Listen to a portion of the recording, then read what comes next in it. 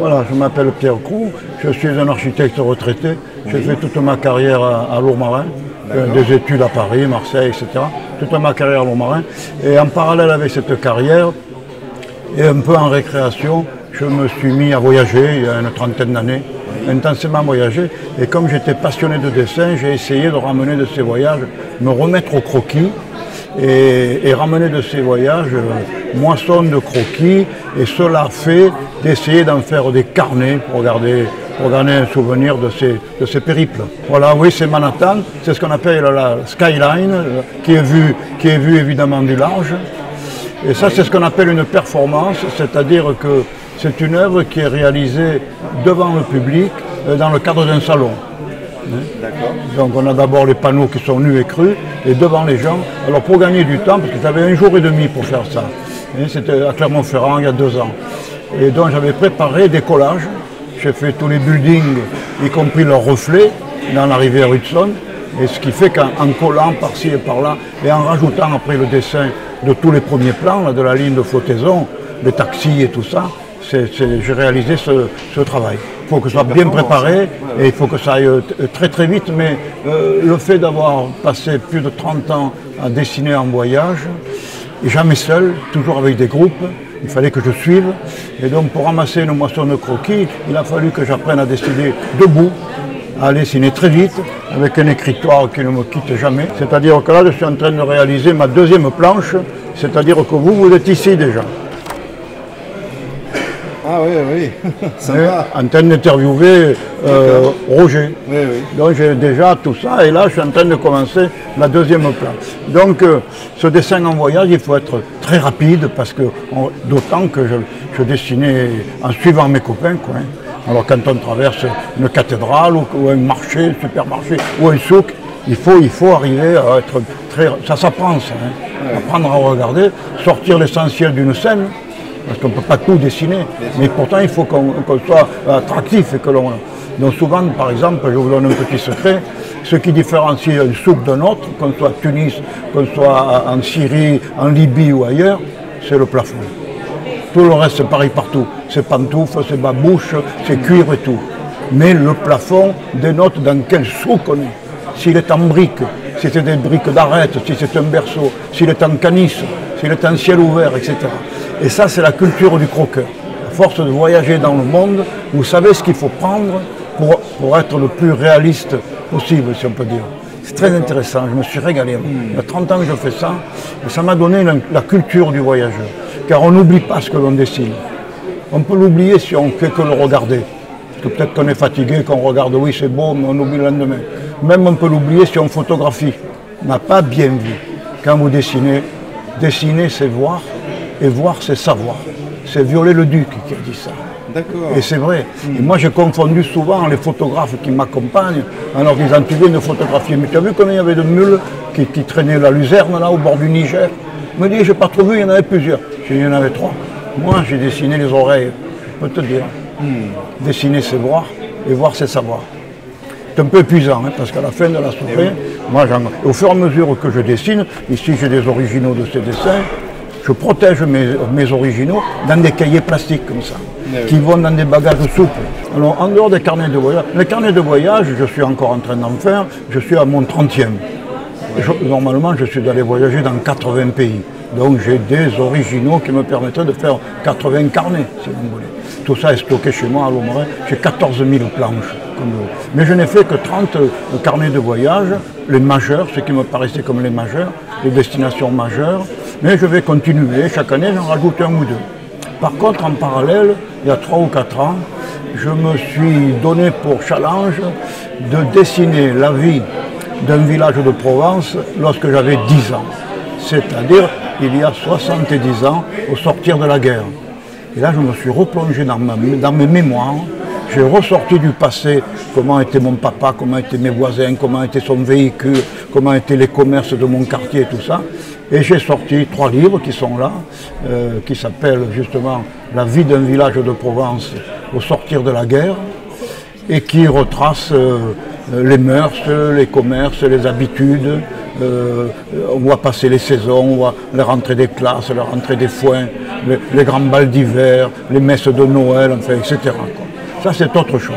Donc l'ensemble de ces carnets qui sont issus de tous ces voyages, une carrière d'architecte qui a été fructueuse, je travaillais pendant 40 ans en architecture, avec beaucoup de réussite. J'avais un bureau important, hein.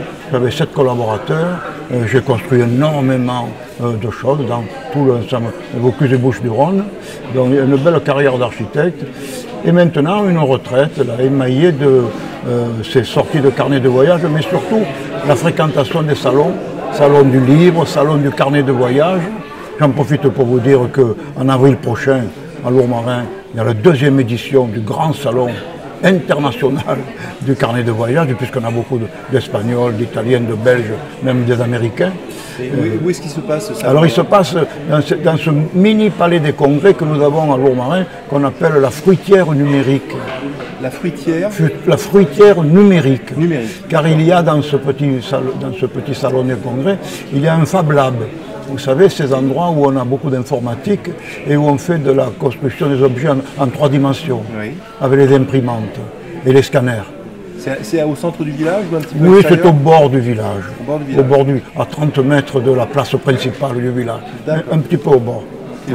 La fruitière numérique, dont le 2e salon, la 2e édition de ce salon du carnet de voyage, nous avons 40 carnetistes invités qui ont chacun des stands très décorés. Chacun se met un point d'honneur à faire l'ambiance de ses voyages, qui nous fait une brousse, qui nous fait un temps plein d'eau, etc. C'est très intéressant. Ils sont talentueux, ce sont les meilleurs. Et notre invité d'honneur est M. François de la Rosière. François de la Rosière, ce sont les machines de Nantes. Ce sont les grandes mécaniques qui circulent dans les villes, comme il l'a fait à Toulouse il y a un mois. Oui. Hein, et, voilà. Et donc on a pris comme invité d'honneur François de la Rosière, parce que son grand-père est arrivé du Maroc à Cadenet, dans mon village, donc oui, c'est un peu le régional de l'étape, François, et en même temps il a fait beaucoup de carnets. Avant de dessiner les machines, avant de réaliser les machines, il les dessine dans le détail. Il est très bon dessinateur. Donc on insiste un peu là-dessus parce que c'est un personnage talentueux, connu des Français. En tout cas, si on ne connaît pas François, on connaît son éléphant, son énorme éléphant qui se promène à Nantes. Actuellement, il est en train de travailler. Voilà, et voilà. Je connais. Voilà. Il apparaît d'ailleurs sur nos flyers déjà, les croquis de François de la Rosière. Non, je vous invite à venir à ce salon qui est très intéressant si on aime le dessin, si on aime le voyage et si on aime tous les gens qui conjuguent ces 2 passions. C'est mon cas. Hein. Moi, voyager, dessiner, je ne dessine de manière un peu enthousiaste qu'en voyage. Il faut que j'ai une certaine émotion. Que ce soit en Asie, que ce soit à Manhattan, que ce soit en Alaska ou ailleurs, je suis allé un peu partout. Il faut que j'ai cette simulation pour sortir du bon boulot. Et toujours, comme je le disais, le plus vite possible et le plus réaliste. Dans ce sens, je me place dans le sillage, dans l'héritage des anciens croqueurs que les explorateurs embarquaient avec eux. Le capitaine Cook, Bougainville, tout ce monde, Bonaparte à la campagne d'Égypte, où il avait 80 dessinateurs. Parce que ce que l'on pouvait retourner comme image précieuse ne venait que d'eux. Si on voulait montrer à la reine d'Angleterre comment on avait été reçu par les indigènes de Nouvelle-Zélande, il n'y a que l'aquarelliste qui pouvait dire « regardez comment c'était ». Le premier volcan qui fumait, qu'on n'avait jamais vu, si on voulait l'expliquer, ça ne s'explique pas. Un croquis vaut mieux qu'on le sait, qu'un long discours. Voilà ma reine, comment sont les chutes Victoria. Voilà ma reine, ce que c'est qu'un volcan qui fume. Donc ces aquarellistes, le travail qu'ils faisaient à bord était très très apprécié. Parce qu'on retournait de ces voyages, on le sait, on retournait des herbiers, on retournait même des animaux captifs, on retournait les géologues, on retournait des cailloux, etc. Mais on n'était pas sûr que ça arrive. Tandis que ces bateaux, à chaque étape, les Anglais confiaient, à chaque étape où il y avait un consulat anglais, ils confiaient les aquarelles pour qu'on soit sûr qu'en retour, on allait les retrouver. D'accord. Et je me suis placé dans le même situation, dans la même philosophie que ces carnétistes de l'époque, avant l'appareil photo. Toutes les connaissances du monde, la première girafe, le premier troupeau de rhinocéros, le premier truc, ce sont les croqueurs qui l'ont ramené. Avant qu'il arrive un premier rhinocéros en Europe, il a fallu du temps, vous voyez. Et puis les tribus d'Amazonie, et puis les toucans, et puis toutes ces bestioles qu'on n'avait pas ici, comme je vous disais, les côtes aussi. Ces croqueurs dessinaient les côtes. Avant qu'on fasse les cartes de navigation, les navigateurs se fiaient à la silhouette des côtes. S'il y a 3 bosses comme ça, on est en Argentine. Si c'est comme ça, c'est les Malouines. Ils ont inventé, ces croqueurs ont inventé la cartographie, par exemple. D'accord. Et beaucoup d'autres sciences qui sont venues, des connaissances qu'ils ont ramenées. Donc c'est important, évidemment ça nous passionne et je me suis mis dans le truc. Ça veut dire qu'il faut être réaliste, on ne peut pas trop imaginer. Si on fait de la BD, si on fait du fantastique, tandis que là il fallait être le plus juste, il fallait être artistique pour séduire, mais le plus juste possible. Si on dessinait un indigène, avec peut-être le nez, lorsqu'il lui traversait le nez ou que sais-je, ou des magnifiques costumes, il fallait être très précis. Parce qu'après, ça a commencé à faire les bases de l'archéologie, de l'étymologie, de l'égyptologie, tout ce que les gens ramènent. Et ça continue, il y a toujours des croqueurs de la marine.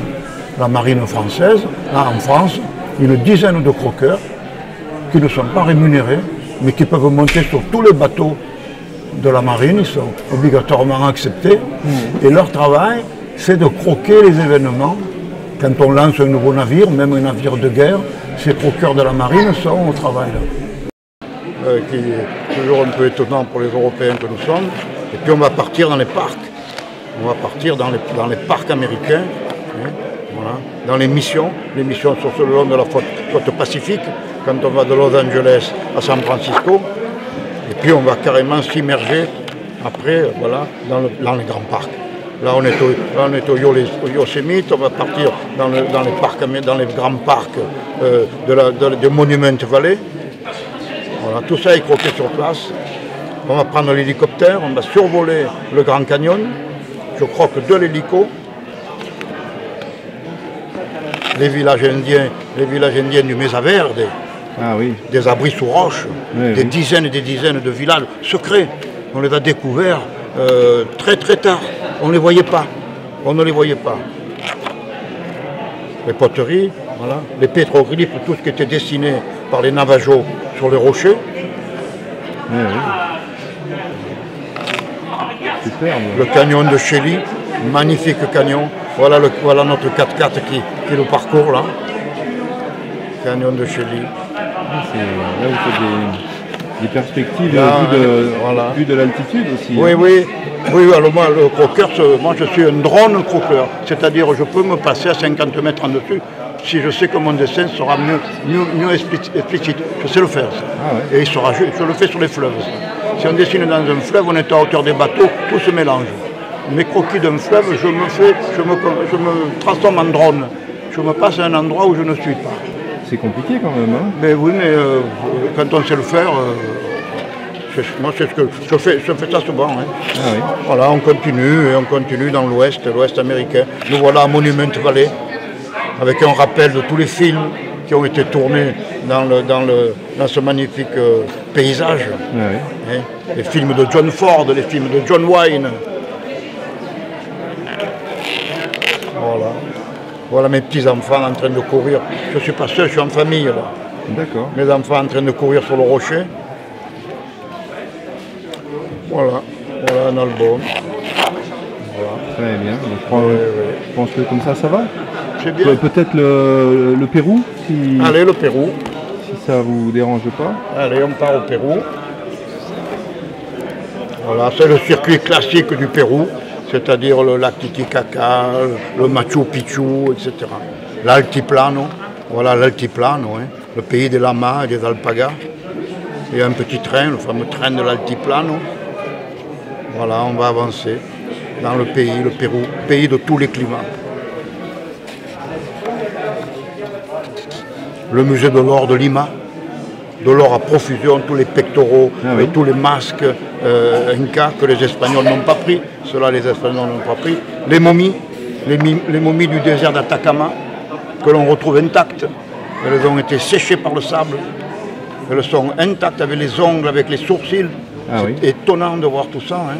Et on les connaît. Elles étaient entourées de 7 manteaux. 7 manteaux tissés en poils d'alpaga. Et en position fétale, entortillés. Maintenant, on les redécouvre. On en redécouvre beaucoup avec la fonte de neige. D'accord.